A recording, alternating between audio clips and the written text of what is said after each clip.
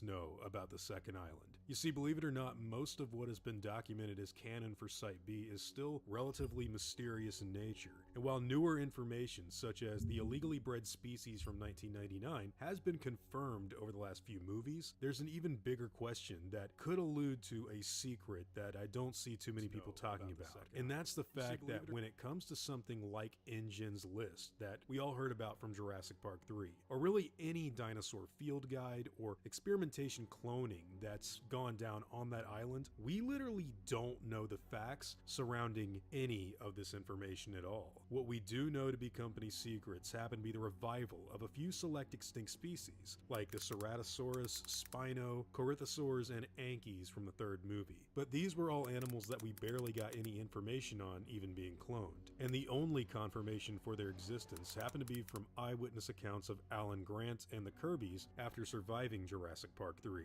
In short, what I'm trying to say here is that there may be a lot of other undocumented animals that we know next to nothing about out there, and with the lack of proper intel on Site B's status over the last few years, who's to say what's been roaming around on that island? Take the Velociraptor territory around the worker village, for example. In the Lost World, we see massive-sized apatosaur bones leading up to the piping around the village, but this creature wasn't documented as having been cloned or taking up residence on the island at the time in which Lost World takes place, meaning they would have had to have been cloned and died out well before the events of that movie. And with information on several people showing up later and to actually clone new species, in fact, I think this is an island in Jurassic Park's deeper lore that is literally perfect and the fans want to see explored in the modern era. Over the course of the last 25 years, we've seen several dinosaur ideas and species come and go when it comes to what the filmmakers had in mind for Isla Sorna. Think of ideas that I've gone over before on this channel in the past. These last few years, I've talked about the unused mosasaur tank on the island. It's still being overseen by InGen scientists, no less, in its development. Or maybe the abandoned ideas for animals like the Supersaurus, or uncreated prototypes of creatures like the Excavaraptor or Malusaurus that wound up on Nublar. Being the factory floor, Site B is literally the most thematically and historically rich place for Jurassic Park content to thrive, and it's also the most mysterious and eerie location. Stay 24/7 shower fresh with Old Spice Night Panther Body Wash.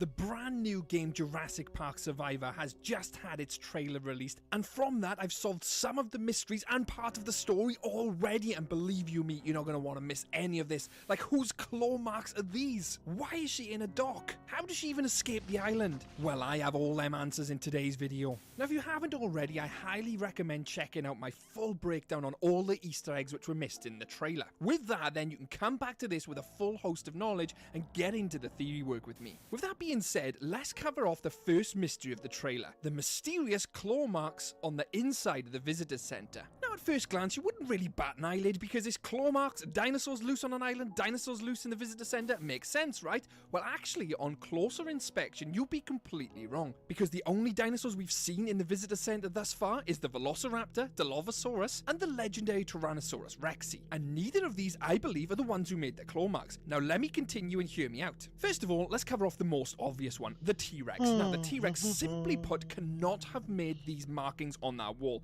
How? Because it only has 2 claws, and the claw marks we see on that wall are from a 3-clawed animal. So immediately, that pulls the T-Rex completely out of the water and out of the running. Sorry, Rexy. Now, your immediate train of thought is to go to the Velociraptor. That's what we see in the movie, that's what we see in the visitors center, but I'm just going to stop you there. There are also several other dinosaurs which could have made this mark. They're not seen in the movie, but that doesn't mean they are not there in the canon. I will cover them off in a second. Let's continue to the Velociraptor. Now, we see 2 Velociraptors fight and attack Rexy at the end of the original Jurassic Park movie.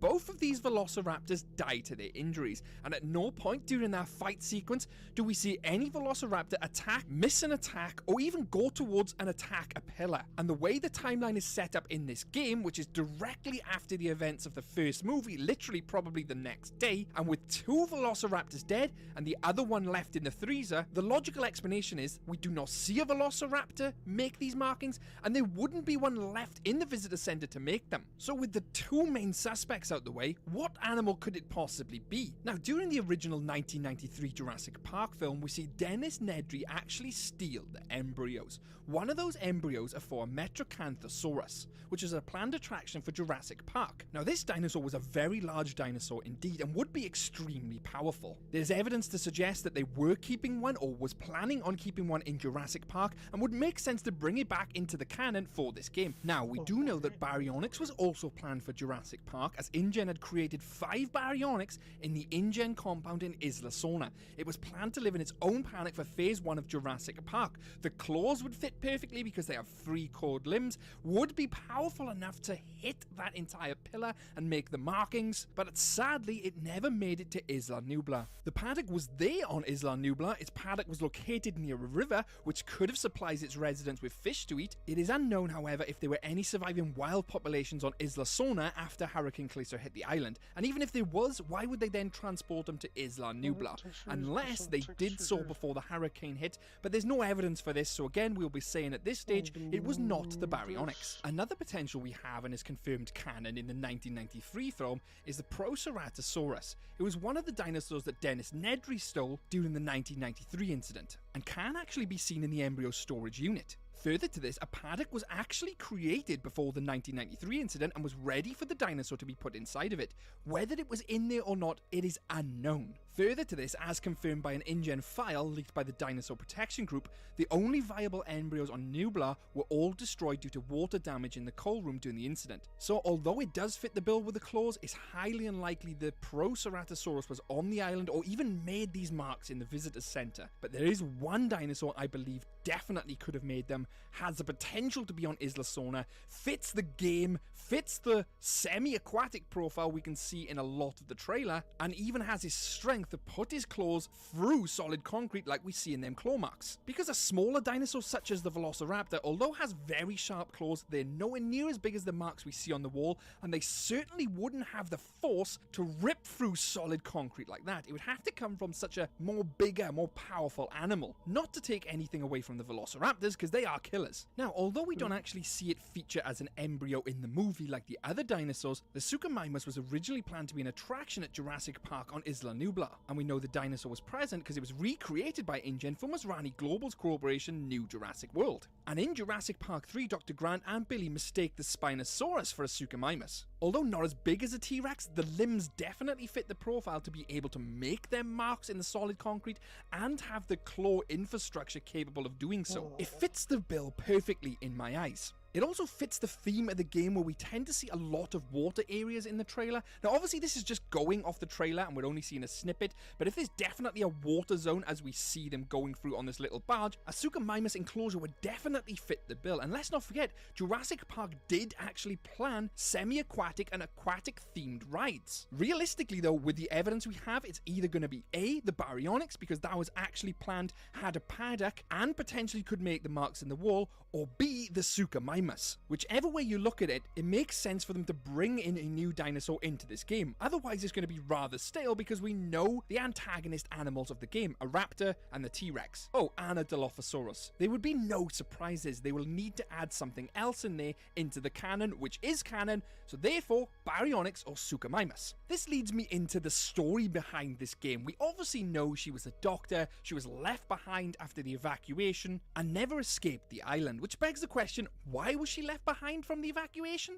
Well, simply put, she could have been in a laboratory and not heard any of the announcements in regards to them evacuating the island because of the boat. Because if you remember, all that they say is the last boat is leaving for the dock because the hurricane's coming, and that's it. The power goes out, and by the time the power is restored, John Hammond and the gang have already left the island with no sirens, nor warnings, nothing. She could have been an overnight worker or been working a really long shift in the lab. The lab itself would have been highly contained, potentially even isolated, because let's not forget, this was some pretty shady stuff. They were cloning dinosaurs illegally on an island. So the chances are, if she's in this secret lab making all these new dinosaurs, these new embryos, maybe even in anticipation for a hybrid project, she would have missed this announcement. She could have been working extremely hard in the lab throughout the entire night. The power goes out, and by the time she goes to investigate, the power comes back on the backup generator anyway, only a few short hours even in the film. So she continues to work. After her shift, it then starts to turn to night. She goes to leave and realizes completely abandoned. Because in the trailer, we don't see any daytime gameplay at all. The entire trailer is cast in darkness, nighttime, not a single daytime scene. Obviously, it could be another explanation why she didn't actually reach the boat, and that could be the fact that something happened during the hurricane, something fell in the lab, hit her head, and she was knocked out for a period of time, which would then result in her waking up 24 hours later, into the evening of the next day, when everyone has left. Either or, one of them works for the story. Naturally, from the lab, she would then head to the visitor center, where there would be loads of activity, bustling activity in fact, because they were still constructing the visitor center, as we see in the original film. She arrives, no one's there, it's completely in disrepair, animals are loose. She obviously works out that all the animals are loose on the entire island and has to evacuate herself. The only logical explanation she would have to evacuate is either the east dock, where all the boats leave from, or the north dock, which is something we haven't seen, which would then play into all the areas we haven't seen on Jurassic Park. Because it seems likely that she makes contact with a Coast Guard and then she would leave via boat, either the east or north dock. The north dock makes the most sense because it would feature areas we haven't seen in the Jurassic Park lore. It seems highly likely that she's a doctor that works for InGen rather than some type of mercenary sent there to get the embryos like Jurassic Park the game, so we can assume she makes contact with the coast at some point and calls for rescue. This is where old dinosaurs and new dinosaurs will come into play, because let's not forget, we can't have all the old cast. Although there's nothing wrong with that, there'd be no surprise, no shocking moment knowing it's only the T-Rex, Velociraptor and Dilophosaurus carnivores on the island. There would have to be something new, and that is where the claw marks on that pillar come in. There is a dinosaur I haven't mentioned though, one which you might be scratching your head at and know it was featured on Isla Sorna, and that is the Carnotaurus. Now the reason I haven't mentioned the Carnotaurus, although we know it was present on Isla Sorna, although we know it was going to be transported over to Isla Nublar, is the simple fact of it's got tiny little arms. Why would we even mention that with its tiny little arms? Whichever way you look at it, them claw marks were not made from a Velociraptor, although it could be a developer oversight. They could have intended it to be the Velociraptor, but the profile they've made on that pillar right there doesn't fit the Velociraptor, but that could just be a mistake on their part. But I find that hard to believe considering they've got everything else right from the source material. Surely they wouldn't make that much of a mistake on a claw mark on a pillar, but we'll just have to wait and see. In my eyes, I feel we've solved the pillar. I think we already know which way the story's going to go. It seems very self-explanatory. I don't think there's going to be any twists or turns in there, and I think it'll very much be a story of escape and rescue operation whilst exploring Jurassic Park and areas we haven't seen before. So in a nutshell, we've kind of solved the game before it's even released, and that isn't a bad thing because that's what we do on this channel, solve all the theories and mysteries of Jurassic Park. And if you enjoyed today's video, hit that like button and subscribe for plenty more Jurassic Park and Jurassic World content coming up. There's loads on the channel. I'd like to thank my YouTube members on screen now. Couldn't do these videos without you, so thank you very much. Can I solve Jurassic Park rated mysteries? You bet Jurassic can. See you later. Christ, what's going on here? Bounty Mega Roll. 4 rolls in 1. Holy shit. Top material.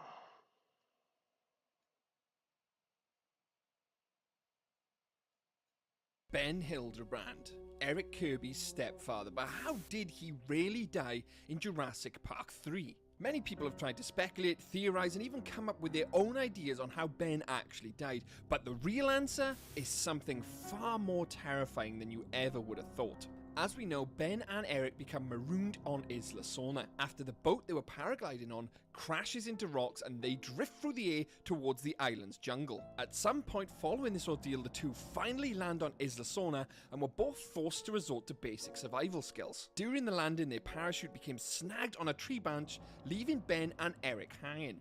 Eric managed to detach from the parachute and fall to the forest floor as Ben records this with a handheld camcorder. And this is where it gets really confusing because in the camcorder footage, footage, Ben is literally about 10 feet above the ground, but later on we see him actually way up further in the trees, indicating that something else has happened here. There's also another major issue here. Ben is now missing his legs, and we know this because Dr. Alan Grant find a parachute, and when they pull it away, they discover Ben's skeleton remains falling from the tree branches above, still harnessed by the parachute, and his corpse had no legs, implying he was attacked and killed by something, while Eric, not tied to the tree, managed to escape. And you might also be asking, how did he go from being 10 foot above the ground to now being way up in the trees, not to mention missing his legs? Now, if we take a look at the shooting script for Jurassic Park 3, this will give us an insight into how Ben was during the landing. They hit several branches and canopies during their fall to Isla Sorna's ground, and as you can see from this extract here, Ben is quite injured when he's actually in the tree, more injured than he's actually letting on. Now, he could have some form of internal bleeding that Eric was never aware of as he was hanging in the trees,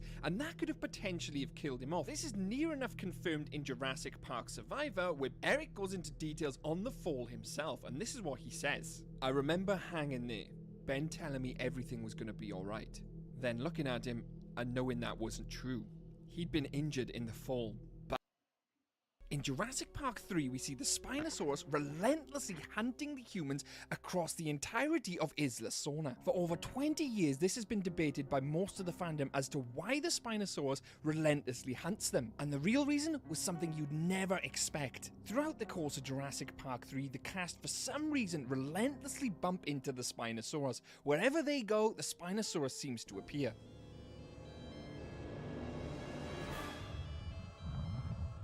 Usually there always appears to be a motive. Take the Lost World Jurassic Park for example. The buck and doe T-Rex have a massive reason as to why they follow the protagonists. They want the young infant back. Mommy's very angry. So no one ever questions why the T-Rex pair follow the protagonists around, and the same goes for the Velociraptors in Jurassic Park 3. No one questions that because it's quite evidently clear that the Velociraptors are chasing the protagonists because they want the eggs back, because remember, Billy stole them because he wanted to sell them to fund his digs. But what is the real reason then that the Spinosaurus follow the protagonists everywhere around the island? Now, a very popular fan theory is the fact that the Spinosaurus follows the protagonist around the entire island because of the injury it sustained to its fin. Now, in a very early scene in Jurassic Park 3, they land the plane, Cooper comes running out onto the airfield, followed by the Spinosaurus as the plane is trying to take off. As the plane does eventually take off, it clips the sail of the Spinosaurus, and that's why you see the blood all over the windscreen of the plane. Initially, I thought this was the blood from Cooper, but it turns out to actually be from the Spinosaurus, which gets confirmed in this clip here.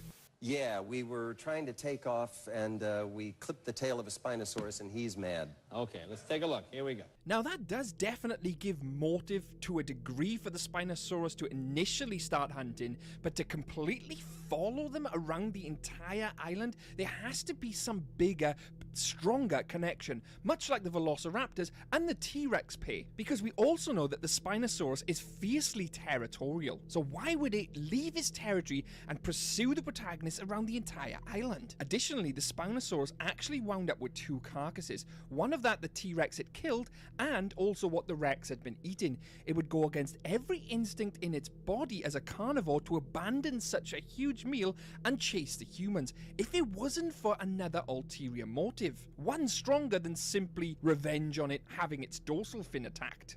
Now, if you remember from my original Spinosaurus video where I talk about it being created by Biocen and InGen, we will know that it was mistreated and experimented on. It would have grown up in a lab, eventually escaped or let loose, and would have perceived humans as such as some type of threat, and having memories of being locked away in a cage, thus being afraid and not wanting that to happen again. Hence why he would chase them all around the island to dispose of that possibility and threat. Now, there is less evidence in this theory than there is for the dorsal fin, but it is definitely a possibility I don't want to overlook. And as I said earlier, we know the Spinosaurus is super aggressive because Eric says the T-Rex P actually attracts that of the Spinosaurus. And the reason the T-Rex P attracts the Spinosaurus, well, that's because the Spinosaurus is hugely territorial and will kill anything it gets the scent of, especially another apex. So is it possible then that it perceived these humans as another apex, another contest to his territory? I don't think it is as likely as the dorsal fin or the mistreatment, but it's definitely a possibility.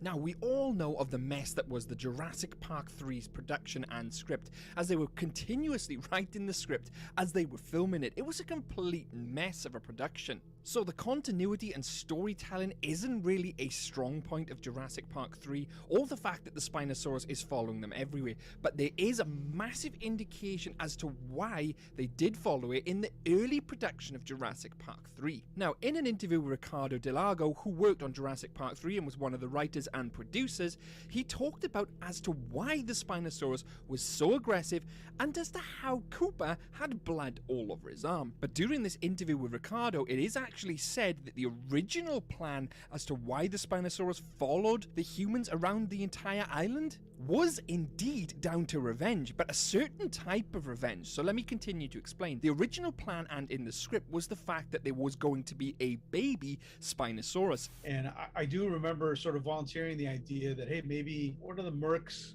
kills a baby Spinosaurus, and that's what pisses off the parent Spinosaurus, and that's why it pursues them through the whole story, you know. But you only have so much time, even though it's a 2-hour feature. There's only so much time that you have with these kind of pictures to formulate that kind of stuff into the story structure, you know? Cooper runs into the baby Spinosaurus, attacks it with its gun, and thus killing it.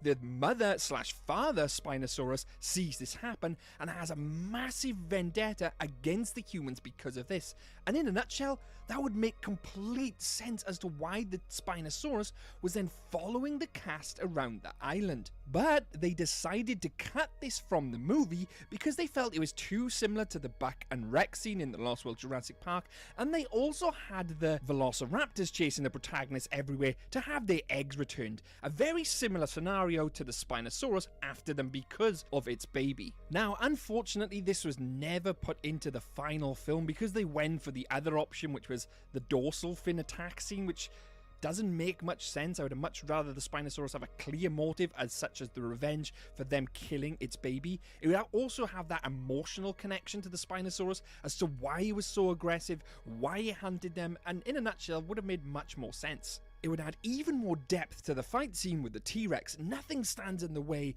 of an enraged parent that just lost their child. And at that point, the fans would be split. Would they side with the Spinosaurus because they know it's on a mission of revenge because of its death of its infant, or would they side with the T-Rex? I mean, it really makes you question your choices of who you would support in that situation. I also like the idea that the Spinosaurus sees the humans and it rekindles its memories of being in a lab, being experimented on, and doesn't want to go back to that place in time. Hence why it sees them, gets enraged, and just wants rid of them so it doesn't have to return to that point in its life.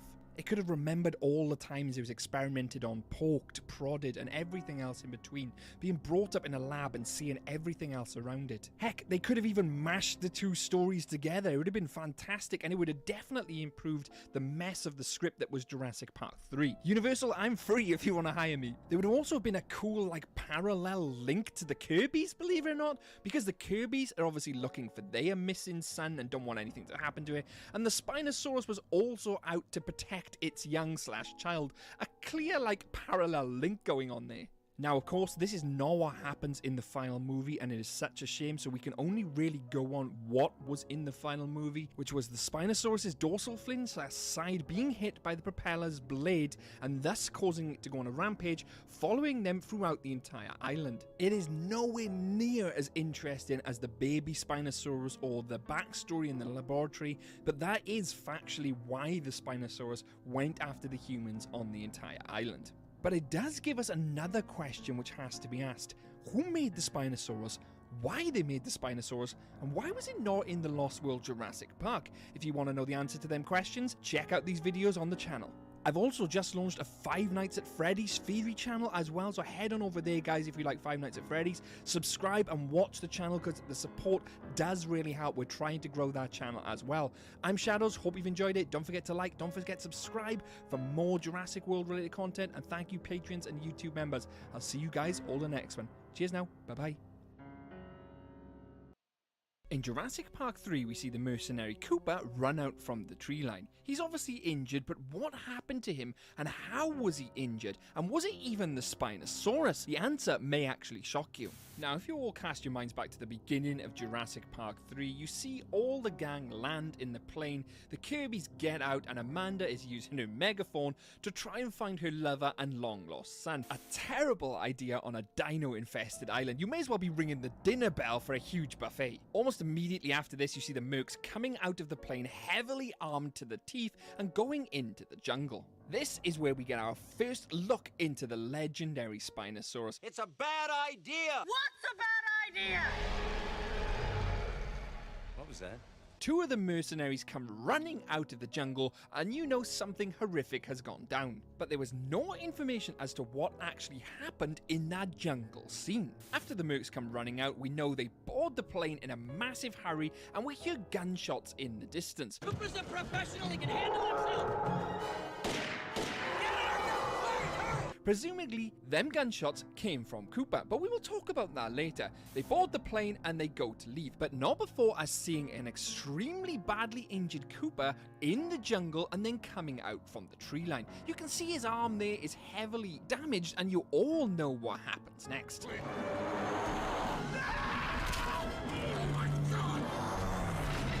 He becomes the Spinosaurus' dinner, but how did he sustain that injury on his arm, and was it even the Spinosaurus which injured him? Now, right before he becomes the Spinosaurus' dinner, we see the two mercs running out of the jungle alone. There is no Cooper. For some reason, they have left him there, and they're absolutely terrified of whatever they've seen because they want to leave the island immediately. That is telling me whatever they saw, they do not want to see her again, and they want to get the hell out of there. That's Cooper! So what the hell happened? The mercs that were sent to rescue Eric Kirby are reasonably well trained. They are decent marksmen, as we see in the airfield scene where they test their new anti-material rifle. Cooper fired 3 shots, and it's implied that 1 shot alone would be enough to kill a Spinosaurus when they test the ammo on the plane. Either the first shot Cooper fired injured it, as he probably hit it in the leg or somewhere immediately non-lethal, and he fired the other 2 shots just to make sure, or he managed to take down one of the Spinosauruses or some other dinosaur.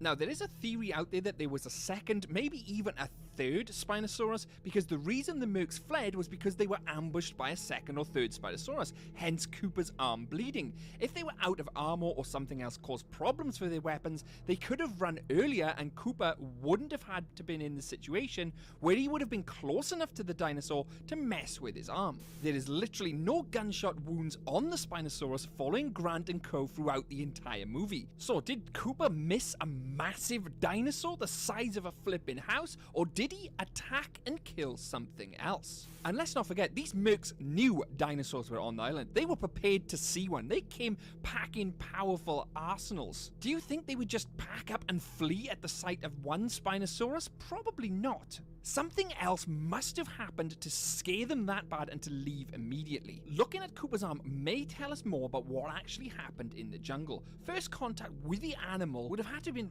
rather light. I mean, an animal that size, if it would have got its jaws on its arm or its shoulder, it would have been completely ripped off. Because the wound itself doesn't seem all that deep. It hasn't hit an artery or it wasn't severed in any type.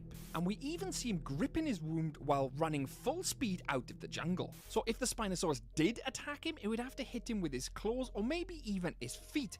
But even then, that seems unlikely to me. The claws are on huge arms and the feet would be absolutely massive. So they may have a chance to possibly graze, but it seems unlikely that the wound actually came from the Spinosaurus. Now, we could sit here and theorize all day what animal could have caused the injury, such as the Velociraptors, Pteranodons, Compies, any other genus which is known to be on Isla Sorna, but that is not what we're going to do. We're going to look at the evidence. Looking at the Spinosaurus, we know there was gunshots fired. That Spinosaurus had no evidence of receiving a gunshot. So we know Cooper did not shoot at the Spinosaurus we seen on screen, or even if he did, he would have missed, which is extremely unlikely given how they're trained marksmen and the Spinosaurus is simply a massive target. So he would have had to have been shooting at something else. Now, the storytelling in the movie, or anywhere else for that matter in the Jurassic franchise, does not mention a second Spinosaurus. It doesn't mean it's not there,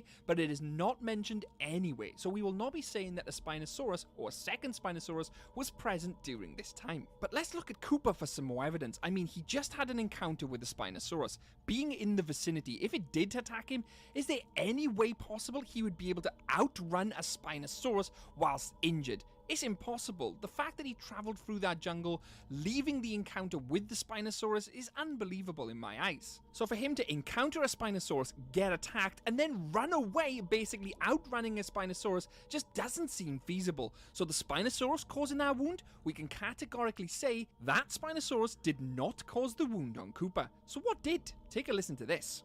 And I do remember sort of volunteering the idea that, hey, maybe one of the mercs kills a baby Spinosaurus, and that's what pisses off the parent Spinosaurus, and that's why it pursues them through the whole story, you know. But you only have so much time. Even this Christmas Day, experience the uplifting triumph of the holiday season. 2 tickets, please.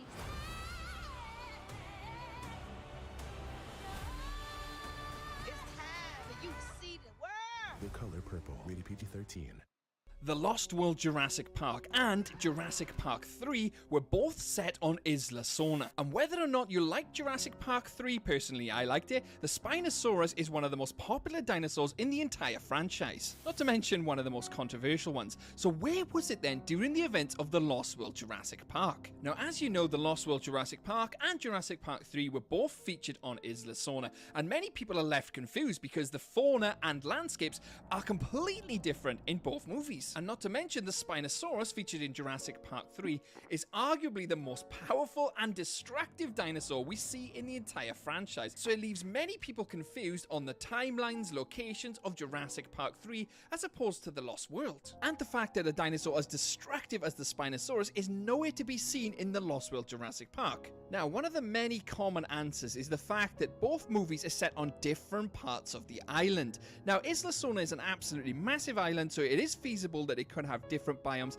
and different locations within it. Hence why people say we never see the Spinosaurus, because the island is so large and they're set in different places. But that's not entirely true. Both movies show massively different landscapes, whereas the Lost World Jurassic Park shows redwood forests and Jurassic Park 3 show lush green jungles. The Lost World's event is supposed to be set in the northeastern part of the island, whereas Jurassic Park 3's events are meant to be set in the southwestern part of the island. But that doesn't answer the question of how the biomes are so diversely different. One theory is that the northern part of the island has a rocky mountainous terrain, which stops all the clouds and moisture traveling to the southern part of the island, which would create obviously different biomes, ecosystems, and fauna. But it still doesn't explain why we do not see the Spinosaurus in the Lost World Jurassic Park, especially as the Spinosaurus